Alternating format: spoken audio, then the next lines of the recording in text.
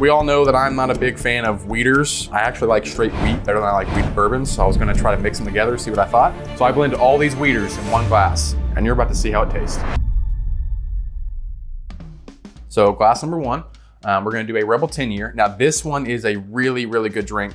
So this is gonna be from Lux Row, Rebel. So for those of you who don't know, a wheater or a wheated bourbon is going to be, so bourbon's usually gonna be majority corn, a good percentage of rye, and then a little bit of malted barley. A wheater would be replacing the rye content with wheat instead. Wheated bourbons came about when they were trying to introduce it to more people on the market, and it was a softer, easier, more approachable drink, and sometimes it was more aimed towards women who were getting into the market, and then just beginners in general, because it was just an easier thing to drink. And it really did well, and Maker's Mark really took off with that, so that's one of the most famous wheated mash bills. Number two, we're gonna do Larceny, and I'm doing 2 milliliters of each one of these. So Larceny cask strength, and this is gonna be B524. So this is gonna be a little bit higher proof as well. All right, so Larceny is going to be Heaven Hill. Again, that's the cask strength version. Same mash bill as Old Fitzgerald, but kind of their bottom shelf release of it. All right, number three is going to be regular old Rebel 100. Super great budget bottle. However, there's a kicker in this one.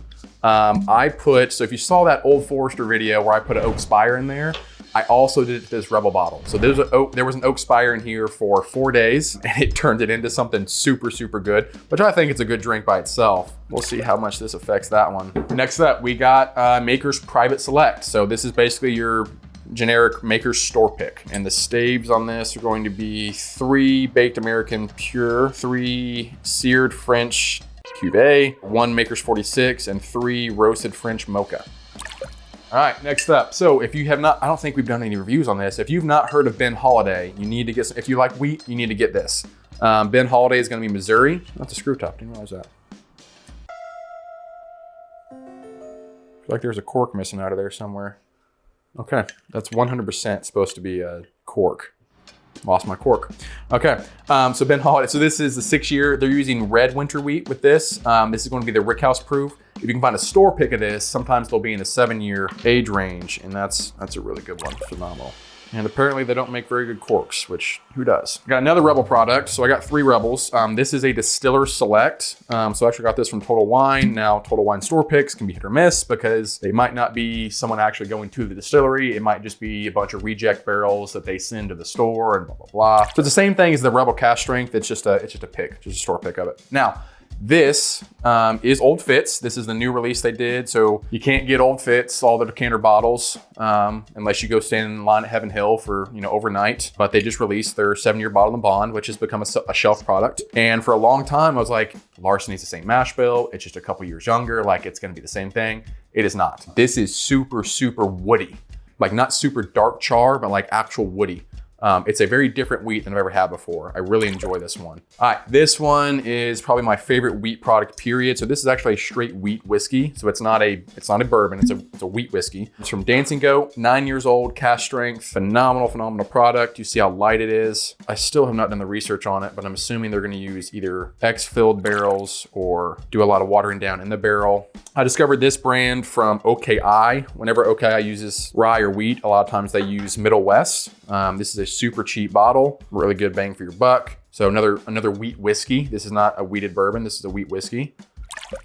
Next up, we got a Redwood Empire. Again, we've done a lot of Redwood Empire on this channel. If you're not into Redwood, it should be pretty much anywhere. You need to get into it. So it's a Screaming Titan batch 2. So technically this is a 4-grain, but it's gonna be a lot of wheat in it too. So it's 61 corn, 30% wheat, and then the rest of it's gonna be rye and malted barley. Last but not least, Penelope Wheated. So everyone thought this was gonna be an allocation for a long time, and then it just became a shelf product, and it's still super cheap. I think this is like 30 bucks. Penelope, this is replacing, gosh, I'm gonna have to do the same damn thing. So this is pretty much replacing their white label because it's still a 4-grain, just like the white label is. It's just a lot higher wheat content. I really wanna say it's like 30 bucks, readily available, and it's everything you want in a wheat. It's soft, it's easy, it's a little bit lower proof. So the reason, I kind of, not talk bad, but I kind of push wheat to the side a lot is because it just seems like a much softer, blander product. And that's kind of what they're going for. They were going for a sweet, soft, easy product. That's kind of what you get. So when you first start out, wheat is everyone's favorite stuff. Like the wheaters are, I loved it. I loved all of it. As soon as I started liking rye, wheat was like, what am I drinking now? I just don't. So unless it's older or a higher proof, I tend not to like the wheat stuff, but a lot of my wheaters are either older or higher proof. So this should be pretty good. Okay, so just to refresh, we have Penelope Wheated, Screaming Titan, batch 2, Middle West straight wheat, Dancing Goat straight wheat, Old Fitz bottled and bond 7-year, Rebel Distiller Select, Maker's Private Select at the store pick, Rebel 100, Ben Holiday 6-year, Larceny, and then Rebel 10-year. Put that in the front, that might be my favorite one. All right, here we go. All right, on the nose. Oh my gosh. That is very, very caramel, soft caramel. Touch of spice, a little bit of oak. This is really good. This is really good.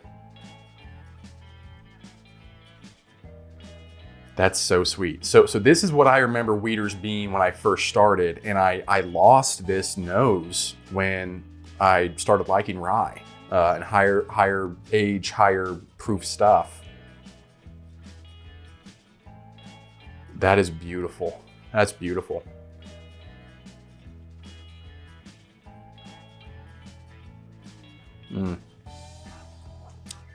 Almost a, not almost, it is. It's a spicy, but very savory mouthfeel. Like it almost feels like a juicy piece of meat. Like it is making my mouth water, but it's like oily and buttery on the palate.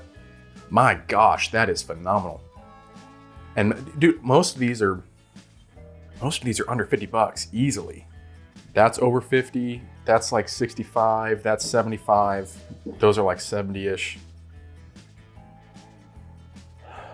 Oh gosh, that's so good. I'm gonna have to make an infinity bottle of this. If y'all got these bottles, do a little mix, or if you got any, anything similar.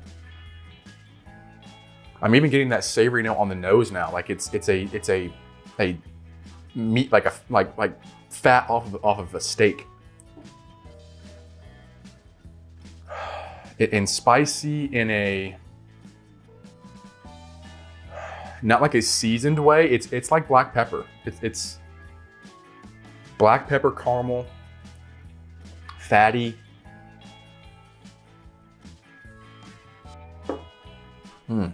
Mouthfeel is extraordinary. Finish is pleasant, just easy. Touch of burn. That is a great drink. That's a great drink. I mean, as an overall drink, I'd give that a 88. That's pretty good. That's pretty damn good. So y'all get your wheats out and do a little infinity blend. See you in the next video. All right, everybody, just wanted to give a huge thank you to everybody. So recently we did a video just on my collection, which I thought was just a simple video, and it exploded. Well, at least as far as my standards are, and I hit 200 subscribers. So I know that's not a lot in terms of the grand scheme of a lot of you really good whiskey tubers, but it's a big accomplishment for me and my team, and I'm just really thankful for y'all sticking with me and supporting with me. All the comments and the conversations we had, really enjoy them. So please continue to do so, and I will try to pump out some really great content for you.